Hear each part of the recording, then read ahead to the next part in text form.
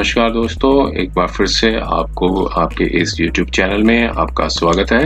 अगर आपने इस चैनल के कुछ वीडियोस देखे हैं, अगर आपको पसंद आए हैं तो कृपया उन्हें लाइक कर दीजिएगा और इस चैनल को सब्सक्राइब जरूर कर दीजिएगा ताकि समय समय पर आपके समक्ष नए नए जजमेंट्स के साथ हम और भी अच्छे बेहतरीन वीडियोस के साथ आपके समक्ष आते रहें और हमें नए नए वीडियोस बनाने का बेहतरीन वीडियोस बनाने का मौका मिलता है। तो दोस्तों, आज हम एक नई जजमेंट है, माननीय सुप्रीम कोर्ट की एक नई जजमेंट आई है जो कि सिविल प्रोसीजर कोड से संबंधित है। ये जजमेंट 9 फरवरी 2022 की जजमेंट है। इसमें जजमेंट में जानने से पहले थोड़ा सा हम लीगल एस्पेक्ट्स देख लेते हैं। अगर इसमें ये बताया गया है कि अगर दोनों पार्टीज के बीच में कोई कॉम्प्रोमाइज डिग्री हो जाए तो उस कॉम्प्रोमाइज डिग्री को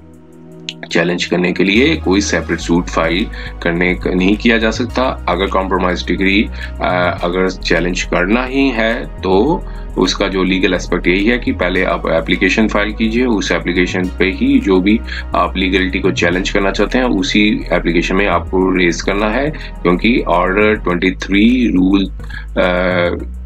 3A का जो प्रोविजंस है उसको डिस्कस किया गया था इसमें जजमेंट में। और इसके थोड़ा सा लीगल एस्पेक्ट्स के ऊपर भी हम जानते हैं क्या हुआ था। लीगल एस्पेक्ट्स ये था इसमें कि हम थोड़ा सा इसके फैक्चुअल मैट्रिक्स के ऊपर भी जाएंगे कि एक जो ऑर्डर था, जो हाई कोर्ट के ऑर्डर के ऊपर ये स्पेशल लीव पिटीशन फाइल की गई थी, तो इसमें हाई कोर्ट ने जो रिस्पोंडेंट थे जो कि ओरिजिनल प्लेंटिफ थे उनकी जो एप्लीकेशन को अलाउ कर दिया था और जो अपील को अलाउ कर दिया था, और जो नीचे का जो ऑर्डर था एडिशनल डिस्ट्रिक्ट जज का जो ऑर्डर था जो आंध्र प्रदेश तेलंगाना की कोर्ट का था, एडिशनल डिस्ट्रिक्ट जज रंगारेड्डी डिस्ट्रिक्ट जज की कोर्ट का था, उन ऑर्डर को सेटिसाइड कर दिया था। तो इसमें हुआ क्या था कि ट्रायल कोर्ट ने जो ट्रायल कोर्ट थे जो उन्होंने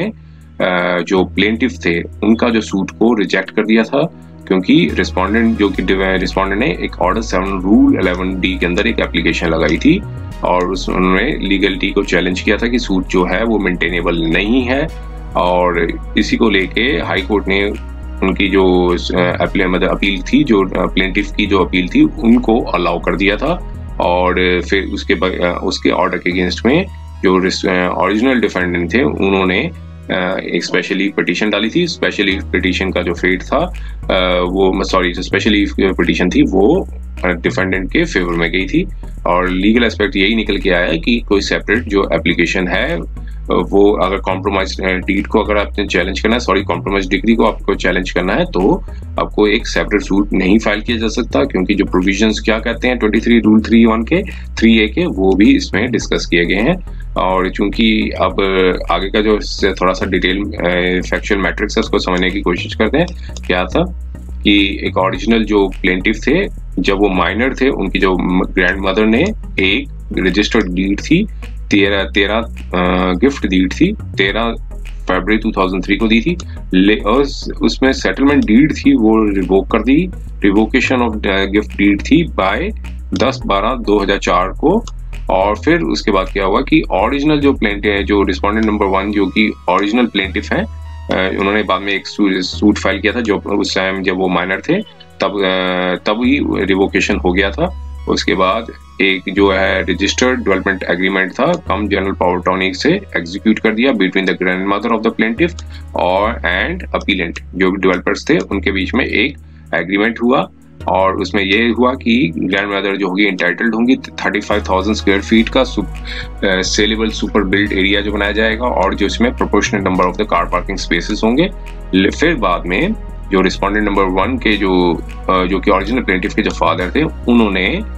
एक ओरिजिनल सूट फाइल किया सिविल 537/2018 का, जो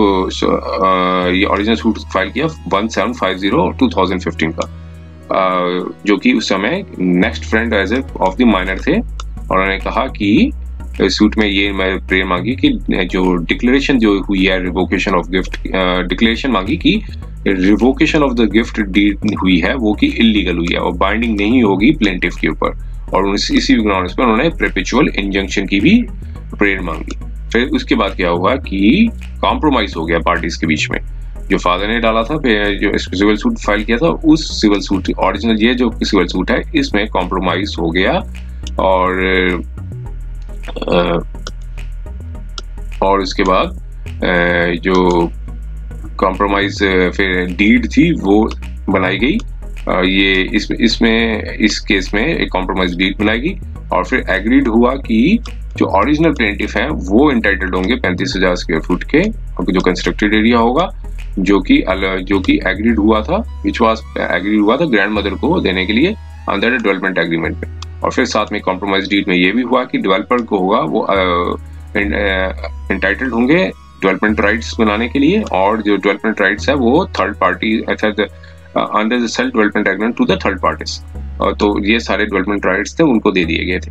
फिर उस कॉम्प्रोमाइज के बेसिस पे एक इंट्रोलोकेटरी एप्लीकेशन फाइल की गई अंडर ऑर्डर 23 रूल 3 CPC के अंदर, और फिर उसमें एप्लीकेशन के साथ कॉम्प्रोमाइज मेमो भी लगाया गया और उसने कहा कि इस कॉम्प्रोमाइज मेमो के बेसिस पे डिग्री को पास किया जाए। और फिर उसके बाद ये 132 के अंदर एक परमिशन भी मांगी उन्होंने, जो कि आंध्र प्रदेश जो सिविल कोड ऑफ प्रैक्टिस के अंदर ही आती हैं, सॉरी अब Telangana civil code of practice के अंदर आती हैं, कि उनमें कहा गया था कि परमिशन मांगी कि मैं रिस्पोंडेंट नंबर 1 चूंकि माइनर है उनके बिहाफ पे ये मुझे परमिशन दी जाए ताकि मैं इस एक्ट कर सकूं उनके बिहाफ पे। ट्रायल कोर्ट ने परमिशन दे दी। उसके बाद जो था कि कॉम्प्रोमाइज डिग्री पास हुई एडिशनल सीनियर सिविल जज ने, और मेमोरेंडम ऑफ कॉम्प्रोमाइज था वो in the terms of the memoir of the compromise के बेसिस पर डिग्री जो थी वो पास कर दी गई। और फिर इसके बाद देखिए क्या हुआ। फिर इसके बाद उसी अकॉर्डिंगली जो मेमो बना था उनका जो कॉम्प्रोमाइज मेमो था उसके बेसिस पर डेवलपर ने डेवलपमेंट राइट्स दे दिए, जो कि डेवलपमेंट एग्रीमेंट भी किया। रिस्पोंडेंट नंबर 4 जो था उनकी जो यहाँ पे सिविल जो स्पेशली पिटिशन में जिनको रिस्पोंडेंट नंबर 4 बनाया गया है और उनको जो है डेवलपमेंट राइट्स दे दिए गए। और फिर उसके बाद उस प्रॉपर्टी पे रिस्पोंडेंट नंबर 4 ने डेवलपमेंट करना चालू कर दिया, जो कि सब्जेक्ट प्रॉपर्टी थी, एक अलग से सूट जो फाइल किया गया था उसकी जो सब्जेक्ट प्रॉपर्टी थी। फिर उसके बाद क्या हुआ कि रिस्पोंडेंट नंबर 1 से उन्होंने मेजोरिटी अटेन कर ली। फिर उन्होंने एक अलग से एक सिविल सूट फाइल किया, ओरिजिनल सूट फाइल किया, और थ्रू जनरल पावर अटॉर्नी दे के कि उसमें डिमांड की जो प्रेयर की कि डिक्लेरेशन दिया जाए, राइट्स और इंटरेस्ट दिया जाए जो कि सूट शेड्यूल प्रॉपर्टी है, और डिक्लेयर किया जाए कॉम्प्रोमाइज डिग्री को। और फिर बाद में कहा कि जो रिवोकेशन जो की गई थी डीड की वो एक नल एंड वॉइड थी। और फिर उसके बाद जिन पे केस डाला गया था जो कि डेवलपर्स थे, जो प्रोमोटर्स थे, उन्होंने अपनी एक रिटन स्टेटमेंट दी और साथ में उन्होंने एक इंटरलोकेटरी एप्लीकेशन भी फाइल की कि ऑर्डर 7 रूल 11 के अंदर, कि ये एक तरह की ऑब्जेक्शन एप्लीकेशन होती है ऑर्डर 7 रूल 11 की। कोई भी अपना ऑब्जेक्शन रेज करना चाहता ताकि सूट को आगे ना चलाया जाए, और कोर्ट जो है जो इस ग्राउंड्स पे अगर डिसमिस करना चाहे वो कर सकती है सूट को। तो यही एप्लीकेशन उन्होंने ऑर्डर 7 रूल 11 के अंदर डाली और कहा कि सूट जो है वो कंसेंट जो कॉम्प्रोमाइज डिग्री के जो कंसेंट डिग्री जो कॉम्प्रोमाइज डिग्री के जो की है वो चैलेंज किया गया है, जो कि बार्ड है। ऑर्डर 23 रूल 3A के अंदर ये सूट जो है वो बार्ड है। ट्रायल कोर्ट ने क्या किया कि उस इंटरिम एप्लीकेशन को, इंटरलोकेटरी एप्लीकेशन को अलाउ कर दिया और जो सूट को रिजेक्ट कर दिया। जो प्लेंटिफ ने जो सूट फाइल किया था उस सूट को रिजेक्ट कर दिया और कहा कि no independent suit shall be maintainable against the compromise decree. अलग से कोई सूट जो है वो फाइल नहीं किया जा सकता है। उस ऑर्डर को फिर चैलेंज किया ट्रायल कोर्ट के ऑर्डर को, और कहा कि जो ट्रायल कोर्ट ने जो अपनी पावर्स इस्तेमाल किए हैं और रिजेक्ट किया है प्लेंटिफ का जो सूट था ऑर्डर 7 रूल 11D के अंदर, और in the provisions of order 23 rule 3A के अंदर कि no separate suit shall be maintainable against the compromised degree। तो इस पे बेसिस पे प्लेंटिफ ने एक प्रेजेंट अपील फाइल की हाई कोर्ट में। फिर उसमें हाई कोर्ट ने प्लेंटिफ की जो अपील थी उसको अलाउ कर दिया और क्वैश कर दिया नीचे के ऑर्डर को। और ट्रायल कोर्ट ने फिर इसके बाद कहा कि ट्रायल कोर्ट ने ऑब्जर्व नहीं किया जो 32 रूल्स ऑर्डर 32 रूल्स 1 to 7 को कंसिडर नहीं किया ट्रायल कोर्ट ने, जो कि माइनर से रिलेटेड हो एक प्रोविजंस है। ये अगर आप सिविल प्रोसीजर कोड देखेंगे उसमें लिखा है several by minor are the persons of unsound mind, means जो भी एक्ट करना है किसी को, वो माइनर का जो नेक्स्ट फ्रेंड होगा, जो भी सूट फाइल करेंगे वो उनके बेनिफिट के लिए फाइल करना होगा। तो इस बेसिस पे उस जजमेंट पे, हाई कोर्ट की जजमेंट पे जो कि डेवलपर्स थे वो सेटिस्फाइड नहीं हुए, उन्होंने अपनी एक स्पेशली पिटीशन फाइल की। अब वहां पे जब कंटेंशन रेज की गई कि हाई कोर्ट ने काफी ज्यादा ग्रॉस एरर की है और जो ट्रायल कोर्ट के ऑर्डर को सेट असाइड कर दिया है, जो कि ट्रायल कोर्ट ने रिजेक्ट कर दिया था प्लेंट को, जो सूट जो फाइल किया था प्लेंटिफ का उसको रिजेक्ट कर दिया था इन रिस्पॉन्स टू जो एप्लीकेशन जो रिस्पोंडेंट ने फाइल की थी ऑर्डर 7 रूल 11 सीपीसी के अंदर जो एप्लीकेशन फाइल की थी, और in the view of order 23 rule 3A जो कि ये कहता है कि कोई सेपरेट सूट मेंटेनेबल नहीं है जब कॉम्प्रोमाइज डिग्री पास हो जाए। तो ये उन्होंने रेज किया और फिर साथ में बताया कि अमेंडमेंट के बाद ये चीज इंसर्ट हो गई है जो प्रोविजंस के ऊपर बताया, फिर कुछ जजमेंट्स पे रिलाई किया उन्होंने और फिर इसके बाद कहा कि जो हाई कोर्ट की जो ऑर्डर थी वो सस्टेनेबल नहीं है और फिर रिस्पोंडेंट ने अपना भी व्यूज दिए। फिर लास्ट में आप देखते हैं आगे हुआ क्या था। फिर बाद में यही कहा कि सबमिशंस थे ये रिस्पोंडेंट के। इसके बाद हम आगे बढ़ते हैं थोड़ा सा। हमने कहा कि हम दोनों पार्टीज को सुना है, फिर इसमें यही बताया है कि ट्रायल कोर्ट ने जो रिजेक्ट किया था सूट में जो रिजेक्ट की थी प्लेंट को और पावर्स इस्तेमाल की थी ऑर्डर 7 रूल 11 के कि सोर्ट सूट जो मेंटेनेबल नहीं है क्योंकि एक स्पेसिफिक बार है अंडर ऑर्डर्स 23 रूल 3 सीपीसी के अंदर, ये स्पेसिफिक बार है। हाई कोर्ट ने अपनी जजमेंट से ऑर्डर को सेट असाइड कर दिया और रिमांड कर दिया मैटर ट्रायल कोर्ट को। लेकिन सब यहाँ पर एक चीज आगे देखते हैं कि आगे फिर कोर्ट ने ये बताया कि ये जरूरी होता है कि जब इम्प्यून जजमेंट दे रही है हाई कोर्ट को डील नहीं करना चाहिए था जो कि और उसको कंसिडर करना चाहिए था ऑर्डर 23 रूल 3A के प्रोविजंस को, और ये नहीं कंसिडर करना चाहिए था कि फैक्ट्स इन इशू को नहीं देखना चाहिए था कि चैलेंजिंग की कॉम्प्रोमाइज डिग्री का जो मेंटेनेबल है कि नहीं है। तो यहाँ पे ये बताया कि हाई कोर्ट ने कंसिडर नहीं किया इसको कि ऑर्डर 23 रूल 3A के अंदर ये नहीं कंसिडर किया कि जो फैक्ट्स इशू है इन द सूट है कि चैलेंजिंग किया कॉम्प्रोमाइज डिग्री को, कि ऐसे केस में क्या सूट मेंटेनेबल है कि नहीं है, इस चीज को उन्होंने हाई कोर्ट ने नहीं देखा। और हाई कोर्ट को क्या करना चाहिए था कि इंडिपेंडेंट सूट जो है कॉम्प्रोमाइज डिग्री को वो मेंटेनेबल है कि नहीं है इसको देखना चाहिए था, rather than कि उसको मेरिट्स के ऊपर जाने के बजाय इस चीज को देखने को बताया गया है कि हाई कोर्ट को ये देखना चाहिए था कि एक इंडिपेंडेंट सूट जो है वो मेंटेनेबल है कि नहीं है, इस चीज को उन्होंने देखा नहीं हाई कोर्ट ने। और फिर बाद में ये बताया कि हाई कोर्ट ने वैलिडिटी पे चले गए कॉम्प्रोमाइज डिग्री की और ऑर्डर 32 रूल 7 को डिस्कस कर दिया, ऑर्डर 27 रूल 7 जो सीपीसी का।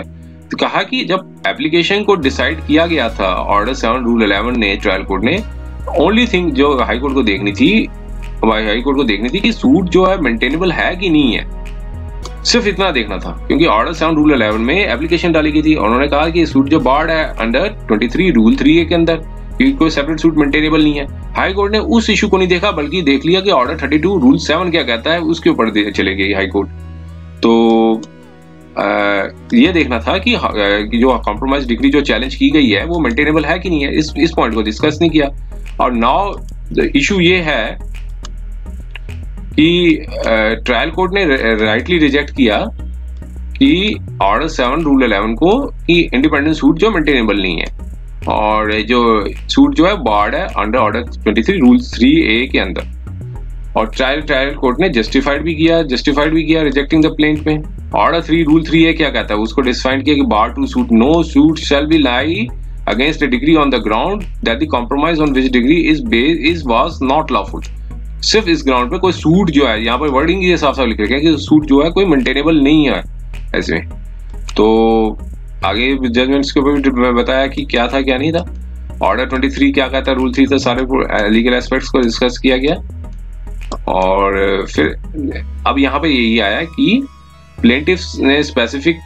के लिए यहाँ पे ये बताया कि submission as far as the plaintiff in the suit, the plaintiff has not specifically prayed for setting aside the compromise degree। Plaintiff ने वहां कॉम्प्रोमाइज डिग्री को सेटिस्फाइड करने के लिए कोई स्पेसिफिक पे नहीं किया और अलग से एक सूट फाइल कर दिया कि डिक्लेरेशन मांग रहे हैं सूट में कि कॉम्प्रोमाइज डिग्री है जो बाइंडिंग नहीं होनी चाहिए और अदर रिलीफ मांग लिए हैं। तो इसमें कहा कि क्लेवर ड्राफ्टिंग हुई है इसमें, और आगे बढ़ते हैं इसमें थोड़े इश्यूज को आगे चढ़ते हैं। उन्होंने कहा कि जो रिलीफ मांगे थे, जो अगर हम रिलीफ को कंसिडर करें, recovery of possession, cancellation of deed, DGPA, deed of agreement, and ये set relief can only be granted if compromise degree passed is set aside। ये सारी जो रिलीफ से हैं कि रिकवरी लेना, जब पोजेशन लेना, cancellation of revocation of gift deed करना, या फिर डीड ऑफ जब सिमिलर रिलीफ लेना, कहते हैं कि ये सब तभी ले पाएंगे कि जाकर कॉम्प्रोमाइज डिग्री जो डाली गई थी, ओरिजिनल सूट जो पहले फाइल किया गया था, जो उसके फादर ने डाला गया था, फादर ऑफ द माइनर, अगर उसमें कॉम्प्रोमाइज डिग्री को सेटिस्फाइड कर दिया गया है तो अब ये सारी रिलीफ अपने आप मिल जाएंगी। तो इसी ग्राउंड पर रेज किया उन्होंने कि ट्रायल कोर्ट का जो फैसला था वो राइट था और सेपरेट सूट फाइल करना ऑर्डर 23 रूल 3 के अंदर मेंटेनेबल नहीं था। और फिर आगे बताया कि हाई कोर्ट ने एरर की है इस चीज को, और फिर आपने यहाँ पे बताया कि ओरिजिनल प्लेंटिफ ने ऑलरेडी एक एप्रोप्रिएट एप्लीकेशन कंसर्न कोर्ट में फाइल कर रखी है, और जो which passed degree and setting aside the compromise by making the application under order 23 rule 3 ACP के अंदर। तो कहा कि उस एप्लीकेशन को डिसाइड करना चाहिए और डिस्पोज करना चाहिए अकॉर्डिंग टू द लॉ, और जिसमें सारे डिफेंस और कंटेंशंस है जो भी फाइल करने अवेलेबल है वो रिस्पेक्टिव पार्टीज दे सकती है, और उस एप्लीकेशन को मेरिट्स पे डिसाइड किया जाना चाहिए। और साथ में कोर्ट ने कहा कि जो इस केस में जो प्रेजेंट अपील है वो सक्सीड्स करती है, दिस मींस उनकी अपील अलाउ कर दी, और जो हाई कोर्ट की जो जजमेंट थी उसको सेटिस्फाइड कर दिया और रिस्टोर कर दिया, जो नीचे की जो कोर्ट ने जो ट्रायल कोर्ट ने ऑर्डर को मतलब जो सूट को रिजेक्ट किया था उस ऑर्डर को रिस्टोर कर दिया। और कॉम्प्रोमाइज फिर साथ में ये भी बताया कि हमने कोई ऐसा ओपिनियन नहीं दिया कि कॉम्प्रोमाइज की वैलिडिटी है कि नहीं है, ये जो कि ये सारा काम है अभी ट्रायल कोर्ट को ही नीचे डिसाइड करना है। ये हमने साफ अपने प्रोविजंस दे दिए, हमने कोई अपना ओपिनियन नहीं दिया उसके ऊपर। तो इसमें अपील अलाउ कर दी और जो सारी एप्लीकेशन थी इसको डिस्पोज कर दिया। तो यहाँ पर यही कंक्लूजन निकल के आया है कि अगर कोई कॉम्प्रोमाइज डिग्री हो जाती है कोई सूट के अंदर ऑर्डर 23 रूल 3 के अंदर, तो कोई सेपरेट सूट उसको चैलेंज करने के लिए, उसकी वैलिडिटी को चैलेंज के लिए सेपरेट सूट मेंटेनेबल नहीं है। क्या ज्यादातर रिक्वायरमेंट की जा सकती है, एप्लीकेशन फाइल की जा सकती है उसी में, और उसको जो भी ग्राउंड्स हैं उसमें अंदर रेज किए जा सकते हैं इस एप्लीकेशन के अंदर, जिस सूट के अंदर कॉम्प्रोमाइज डिग्री पास की गई है उसमें ही उसी केस के अंदर एक अलग से एप्लीकेशन फाइल की जा सकती है। तो उम्मीद है ये सिविल सूट से संबंधित था ये वीडियो, ये अगर आपको पसंद आया होगा, अगर पसंद आया तो कृपया इस वीडियो को लाइक कर दीजिएगा और इस चैनल को सब्सक्राइब जरूर कर दीजिएगा, ताकि समय समय पर आपके समक्ष नए और भी ज्यादा बेहतरीन वीडियोस बनाने का हमें मौका मिलता है। हम नई जजमेंट्स के साथ आपके समक्ष आते रहें। समय देने के लिए बहुत बहुत धन्यवाद।